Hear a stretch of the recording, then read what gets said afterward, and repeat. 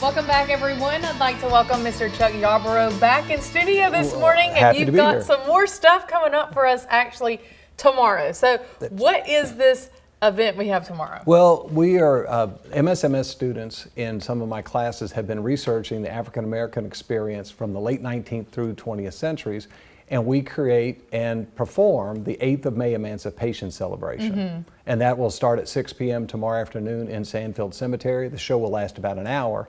And this year we're really happy to be partnering with the Columbus High School Choir. So talk to me about the history of this emancipation. Yeah, the 8th of May in 1865 is the day that Union troops arrived in Columbus, essentially bringing emancipation and freedom to the enslaved population. Over 70% of Lowndes County was enslaved at the start of the Civil War, and there were similar numbers in Noxubee, Monroe, Chickasaw County, and Clay County was created after the Civil War from those counties, so and Oktibbeha as well.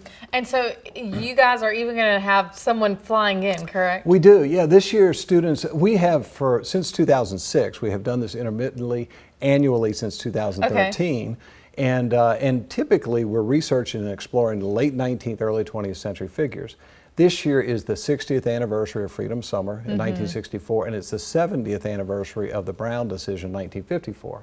And we have a guest coming from London, England, who was a college volunteer in 1964 here for Freedom Summer. So how have your students been preparing? I know they've done the research, but this is just kind of another, you said similar to Tales of the Crypt. That's right. Yeah, my students research the figures through the documents for the late 19th and early 20th century, and then they generate performance scripts based upon that, and they've been practicing for the last several weeks to develop performances for stage. It is on a stage, by the way. MUW co-sponsors it, the city co-sponsors it, the Columbus Recreation Authority helps us out. We'll have a tent if you want to be in the shade, and it's going to be a pretty big deal. And so talk to us about, you know, the students have put in all this hard work, just like the importance of like showing your support for them. Well, you know, my students understand that Black history is our history.